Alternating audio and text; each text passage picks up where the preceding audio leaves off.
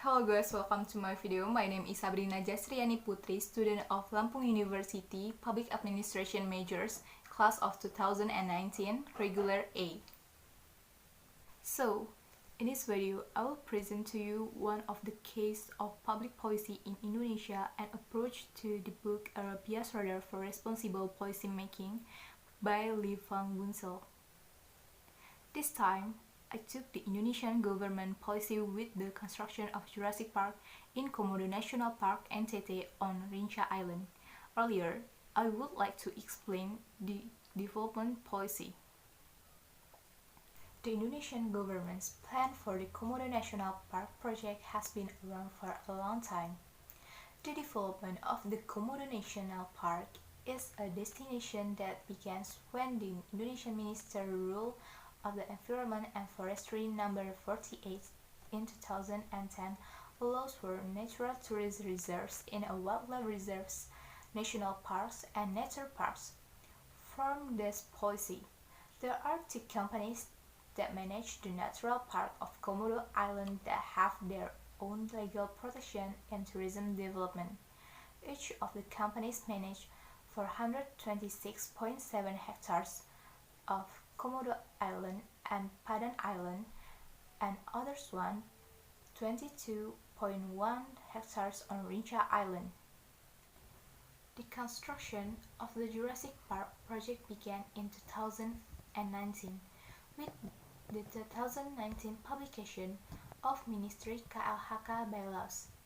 KLHK can translate by Ministry of Environment and Forestry, where KLHK shares authority with the Ministry of Maritime and Investment, the Ministry of Tourism, and provincial government of NTT make exclusive tourism in the Komodo National Park.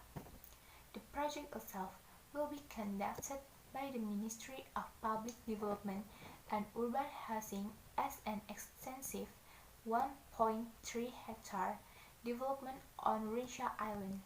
Moreover, through a bankruptcy cooperation agreement with KLHK support this infrastructure development through environment permits for Rinca Island's equalization activities on September 4, 2020. The island serves as a premium tourist destination with geopark concepts or integrated areas that promotes protection and the use of geological legacy in a continuous way. It has caused much controversy among the people. There are those who are pro-policy and are not the few who oppose it. Support was present as a form of tourism used on Rinca Island as a strategic location for tourism development in Labuan Bajo. As for the opposition, one of them is opposition from the executive director of the Environment Vehicle, Nur Hidayati, that opposed the development of Jurassic Park on Rinca Island, which includes the Komodo National Park area. According to her, development was not consistent with the local scientific and moral standard of the local people, considering that the island is not only a natural habitat for the Komodo, but also has natives that have coexisted alongside the Komodo dragons long before the completion of the Komodo National Park. Moreover, opposition from many in the general public is that it is merely a lure for investors to invest in Indonesia's tourism sector without regard for the natural aspect of life for Komodo dragons. This has led many environmentalists to claim permits for investors who own the rights to development areas around the Komodo National Park conservation zone.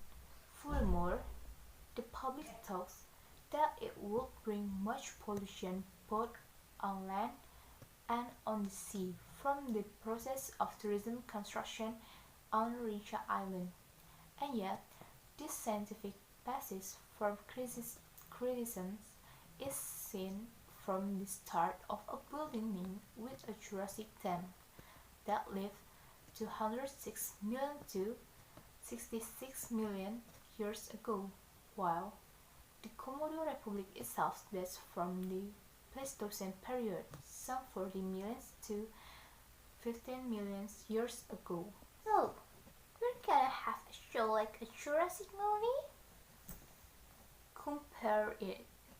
The mess in the movie was more incredible. Look further at how development on Rinca Island has become a controversy. Rinca Island forms a part of the Komodo National Park, which covers an area of 198 kilometers. Rinca Island became a UNESCO World Heritage Site along with Komodo Island, Powder Island, and Gili Motang in 1991. The island has the largest Komodo population on any other island. 1,300 regions live scattered across this island. Besides the Komodo, it is become to other animals such as wild pig, deer, buffalo, and birds. In addition to wild animals, the island is home to 1,000 people on the coast of Pantai Panjang in several villages. There are Dusun Komodo, Dusun Bajo, Dusun Beringin Baru, Dusun Beringin Jaya, Dusun Kukusan, dan Dusun Kekora. Rinca Island has been battered since early October after Indonesia's President Bapak Joko Widodo on October 1st, 2020. The island will be planned as one of the tourist development parts of Labuan Bajo.